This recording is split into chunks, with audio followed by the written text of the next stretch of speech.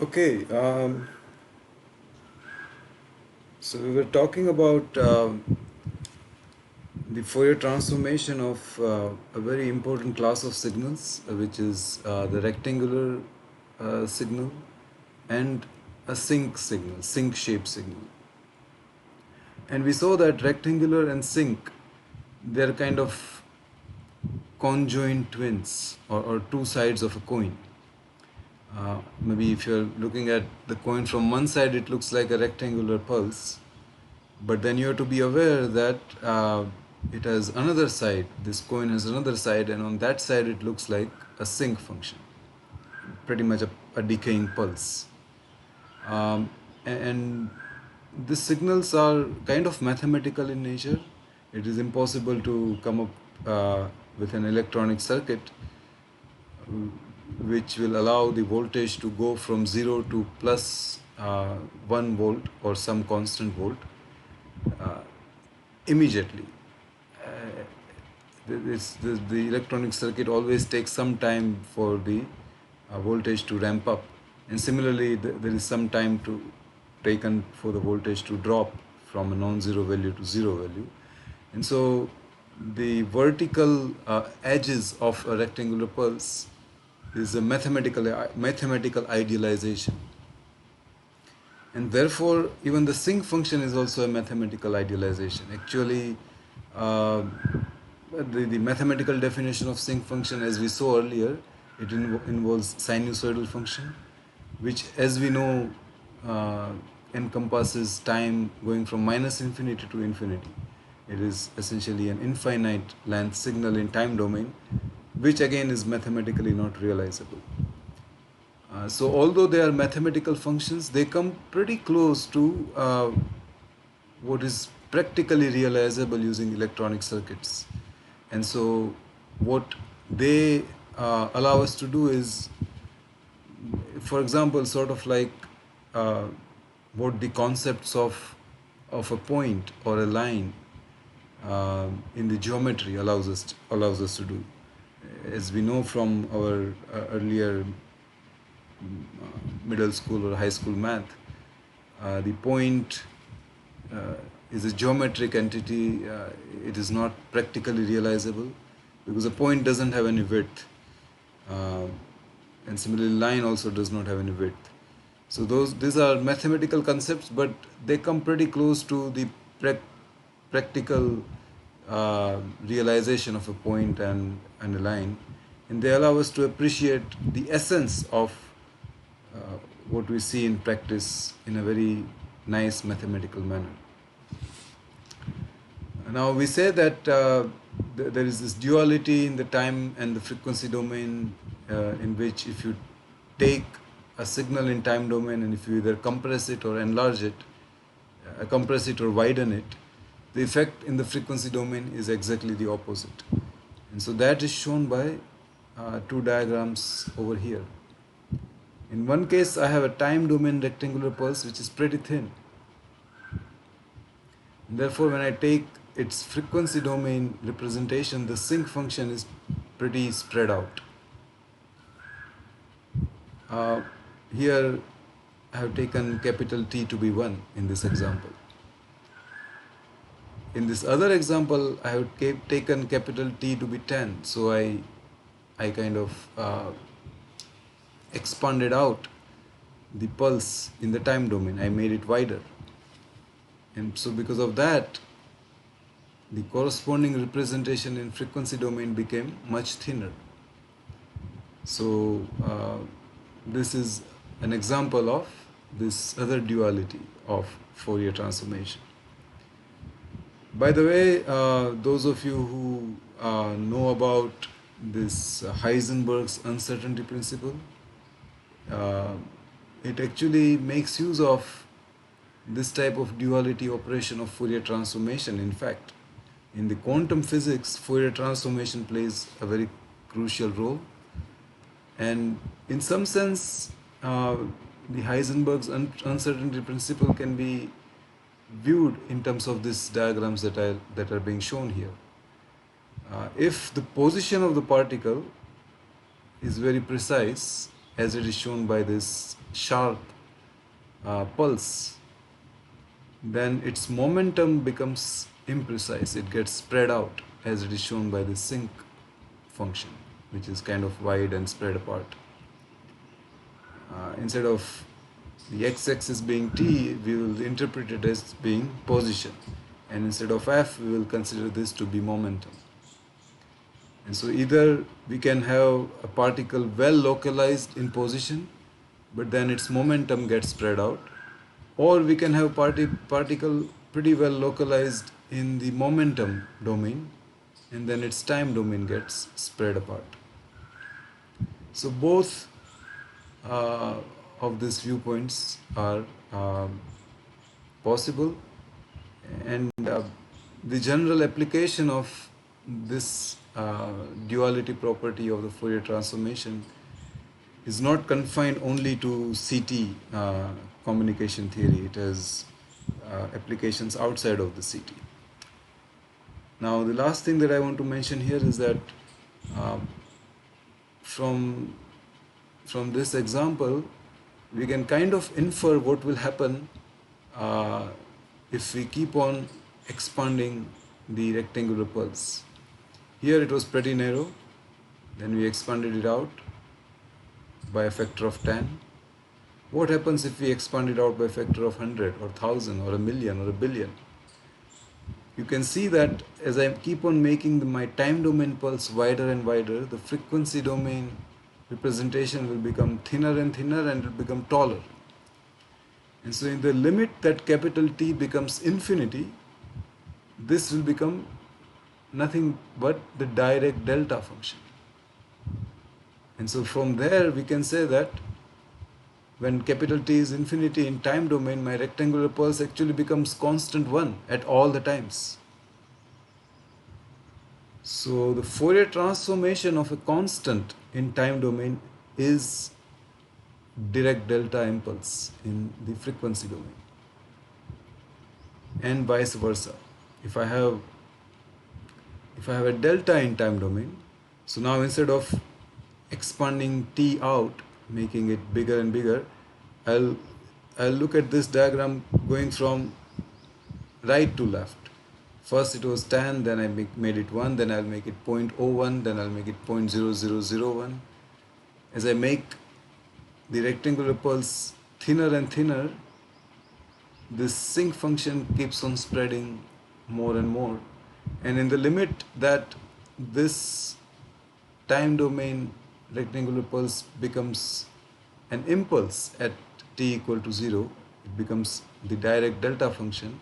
In frequency domain, I'll get a constant 1.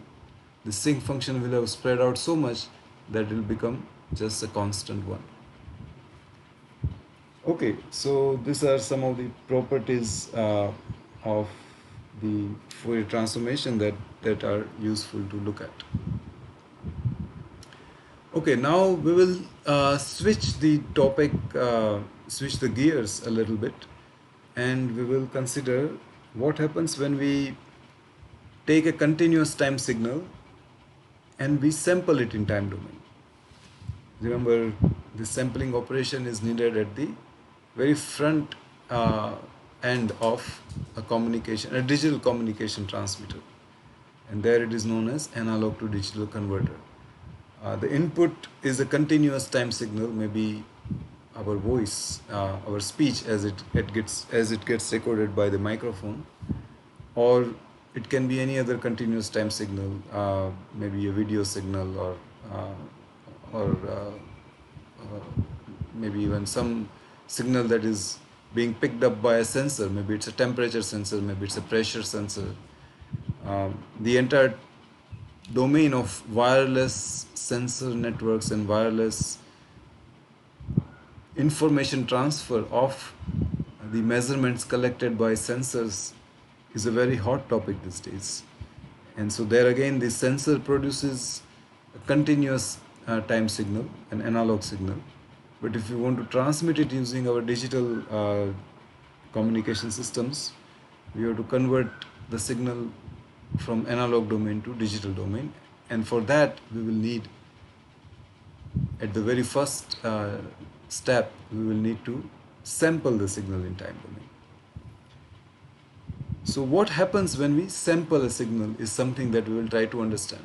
Again, by leveraging what we have studied so far uh, in the context of Fourier transform. Okay, so we will consider a very simple signal. It is nothing but our old friend, our well-known complex exponential phasor. It is rotating at some frequency f of c. It has some initial phase. When t is equal to 0, the phase of this phasor is theta, and its amplitude is capital A. Now, we have seen this signal earlier, and we have actually taken its Fourier transform also, where it was shown to be a delta function at f of c. If you don't recall that, go back to our earlier lecture notes and you will see the derivation of the Fourier transformation of this w of t. So it's just a nice and simple delta function which is at f of c. Nothing surprising about it. In fact, you can see that if I make f of c is equal to 0, then wt becomes a constant value of capital A. Suppose even theta is 0, then it becomes just constant value of A. And therefore, its spectrum is going to be a delta function centered at f equal to fc, but fc we said is 0, so it's going to be a delta function at f equal to 0. But that is exactly what we said here by this example. If I make capital T bigger and bigger, then in time domain I get a constant, in frequency domain I get a delta function centered at A. So this is something that should be well familiar to you by now. So nothing surprising about it. But now consider what happens when we take this continuous time signal, which is this complex exponential, basically a mix of two sinusoids, cosine and sine. Real part is cosine, imaginary part is sine. And I sample the signal in time domain. Let us say I sample it at some rate where I collect some f of s number of samples per second. Maybe f of s is 100. Then what it means is that I'm taking this signal and I'm collecting 100 samples of this signal in 1 second. Or alternatively, the time interval between two consecutive samples is 1 over 100. It's 10 milliseconds. And that is all that I am having. I take this signal, I sample it at this interval of t of s, and then I throw away all the other values of this function w of t. I am dealing now with only the values that I collected at those sampling instants, which are t of n times t of s. That is my sampled version of this continuous time signal. So what happens when I do that? Well, mathematically it is kind of easy to understand what would happen. All that I need to do is substitute t by t of n. T of n is nothing but n times t of s, where n is the index of the sample. It goes from 0, 1, 2, or actually mathematically n should in fact go from minus infinity down to minus 100, minus 99, minus 98, all the way to minus 1, minus 2, minus 1, 0, 1, 2, and then it will keep on going to positive infinity. So all that I have done is I have taken this w of t and converted it into discrete time. No other change. This discrete time signal is also a mathematical signal. You cannot have infinite number of samples. You will run out of computer memory to store so many samples. So it is still a mathematical signal, but at least it is having this discretized time instead of continuous time. So let us plug in t is, instead of t, let us plug in t of n, which is n times t of s, which is what I did over here. But remember, t of s, capital T of s is 1 over f of s, where f of s is the sample rate, number of samples per second. And so I can write it using the second line. Now let us see this ratio here. F of c is the signal frequency in hertz, it is number of cycles per second. Capital F of s is also having 1 over second unit. It is number of samples per second. Whenever you are dealing with a quantity which is inverse of a second, right away its unit become hertz. So f of c and capital F of s, they both are measured in terms of hertz. It's a ratio of two frequencies essentially. And so I have written that ratio as small f of c. This particular letter is to be thought of as some italicized small case letter f of c.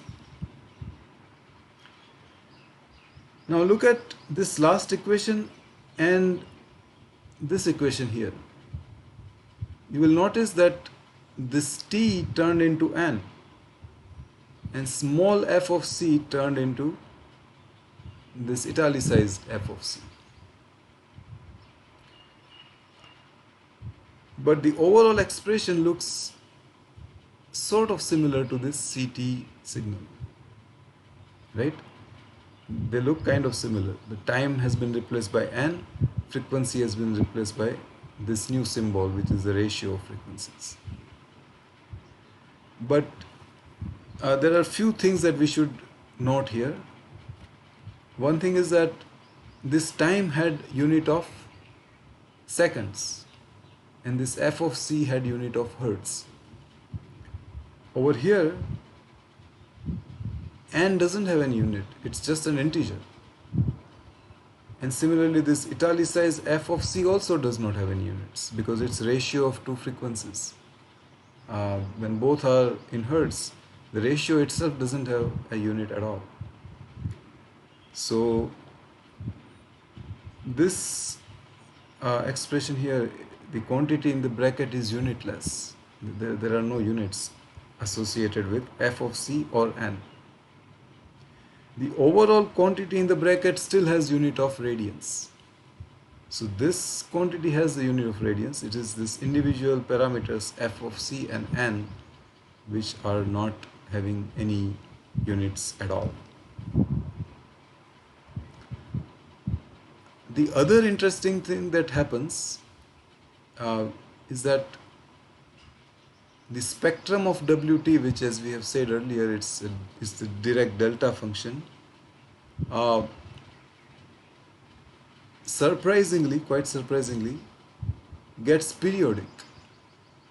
Here it is just one delta function at f of c, but when I take the spectrum of W of t of n, it is not just one delta function.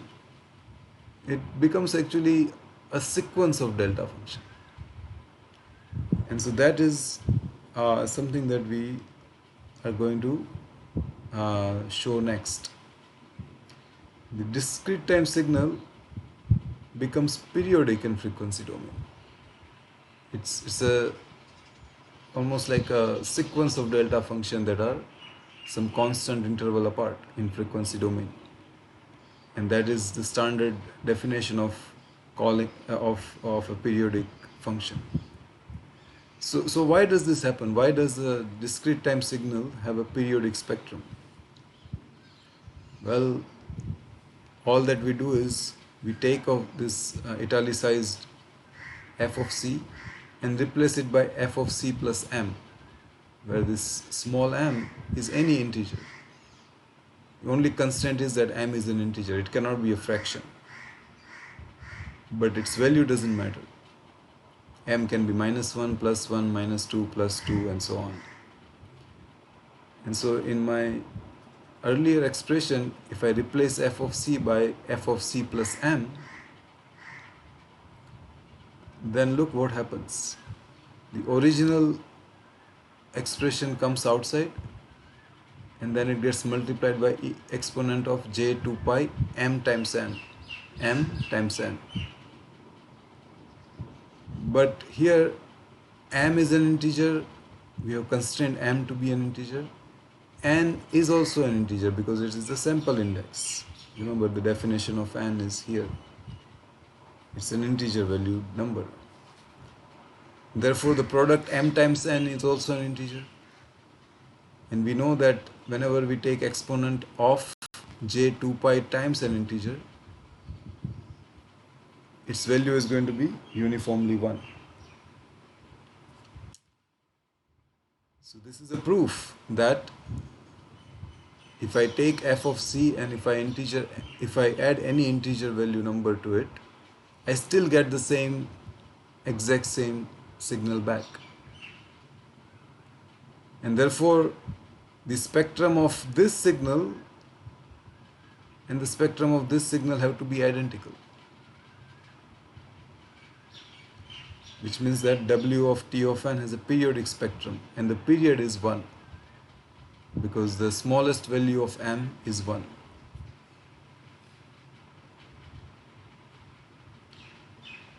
Alternatively, you can say that Wt of n has a period going from minus 0.5 to plus 0.5. The total interval is 1. F of c is uniquely defined over a range of minus 0.5 to plus 0.5. As soon as you make f of c outside of this interval of minus 0.5 to 0.5, you get a signal which you already had before. That's why this spectrum is periodic. Now, if you recall, a few lectures back, we had a definition of inverse Fourier transformation, and there in the continuous time the limits were minus infinity to infinity, but in the discrete time the limits were minus 0.5 to plus 0.5. And that time we had said that we will come back to this particular equation and the reason why the limits are minus 0.5 to 0.5. Let us pull that one up for a moment.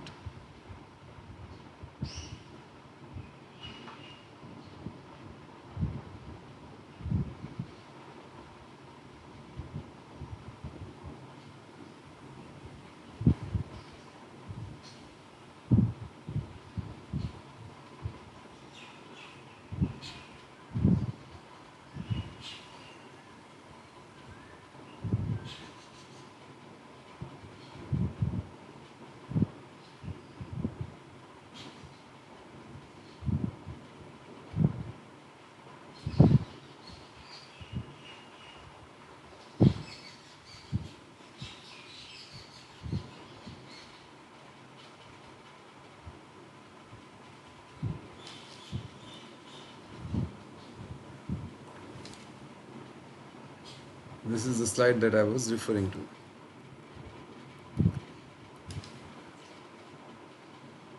In the discrete time, the limits of integration were minus 0.5 to 0.5. In the continuous time, they were minus infinity to infinity. And we had said that we will see the reason why the limit of integration is minus 0.5 to 0.5. This is the reason.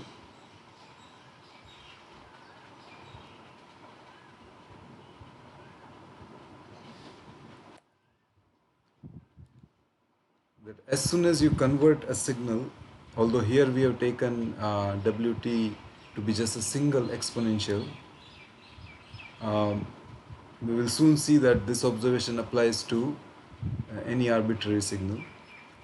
As soon as you take this W of t and discretize its time domain, make it,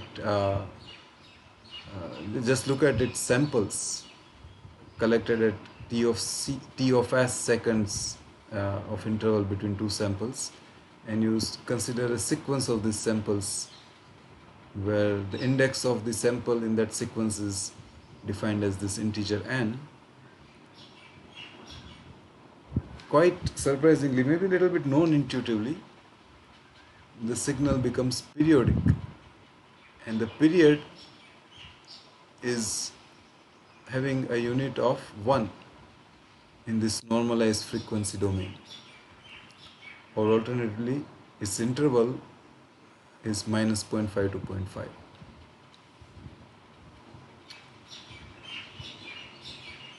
Now you may say that, well, that is all fine, all well, but it works, this argument works only when the signal has only one complex exponential at some frequency f of c. Well, it really doesn't work only for one complex exponential, because we have seen that Wt can be written using the synthesis operation as summation of a bunch of complex exponentials, where those complex exponentials are weighted by different weighting coefficients a of k. And this is that synthesis operation in the continuous time domain. Now, when I apply sampling to this W of t, and remember this W of t is now any arbitrary function, not only one complex exponential, it's a summation of potentially infinite number of complex exponentials. The argument that was made on the previous slide applies to each individual complex exponential separately. And therefore, when each of these complex exponential exhibits a frequency periodicity with a period of 1 unit in the normalized frequency domain, then we can see that the total sum also has to be periodic with the same range. And so therefore, irrespective of what type of signal W of t is, our earlier observation applies, that if I convert it into discrete time, its spectrum becomes periodic.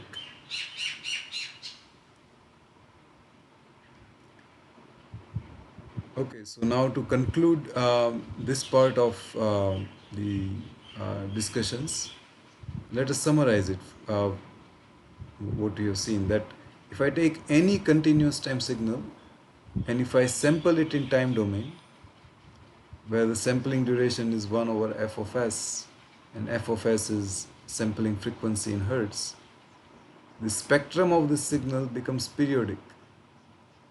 And the periodicity is, you can think of it either in the normalized frequency domain, its period is 1. In this italicized f of c, the period is 1, as we show here. Or you say that I do not want to work with only the normalized frequency, I still want to retain my original frequency numbers. Then all that you do is you multiply this normalized frequency by f of s, and so therefore you can say that in the unnormalized frequency the signal becomes periodic with a period of f of s hertz, capital F of s. Again you will see the duality.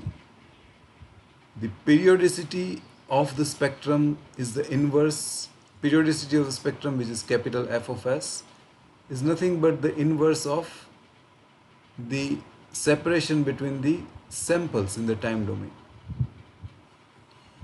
And so as you sample finer and finer in time domain, meaning that as you keep on reducing the interval between the samples in the time domain, T of s, capital T of s becomes smaller, f of s becomes bigger, and therefore the period becomes larger. In the limit that capital T of s becomes 0, this capital T of s, in the limit that it becomes 0, your discrete time signal actually becomes same as continuous time signal. And therefore the period, which is capital F of S, becomes infinity. Now any periodic signal with an infinity period, with a period whose value is infinity, is nothing but the aperiodic signal. And so therefore uh, you can apply this observation there, that uh, for a continuous time signal the spectrum is aperiodic, but as soon as you sample it, its spectrum becomes periodic. Why is that happening? We have seen by making use of this argument over here. But we will come back to this and we will try to understand this part, that sampling in time domain results in periodicity in frequency domain. We will understand this from a different perspective in the next video lecture. But for this one, let us conclude this topic by again invoking the duality aspect of Fourier transform. That this is a general property, and we are allowed to switch the position of the words time and frequency. In other words, I can say that because I have shown that the sampling in time domain results in periodicity in frequency domain, now I will just invoke the duality property and I will say that sampling in frequency domain results in periodicity in time domain. So if we make a time domain signal, and if we take a time domain signal, let's say even it's a continuous time, it's a CT signal, and it's not periodic, and if we turn it into a periodic signal, meaning that aperiodic signal we keep on repeating, and that repeat duration is, let's say, some capital T of P. T of P is the period of the signal. Then what we'll find is that its frequency domain spectrum gets sampled. It doesn't remain continuous anymore. And the sampling interval in the frequency domain is the inverse of the time domain sample interval. This is coming out of the duality aspect. Again, we will take an example of this in the next lecture. And then the second corollary of this observation is that a continuous time signal can be exactly recovered from its dt samples, provided the sample rate is greater than or equal to the bandwidth of W of t. This is a famous theorem of the signal processing and the communication theory. Right now I just want you to just read the text of this theorem, the statement of the theorem. What is this theorem? Why this theorem holds? What is the proof of this theorem? We will see that when we come back.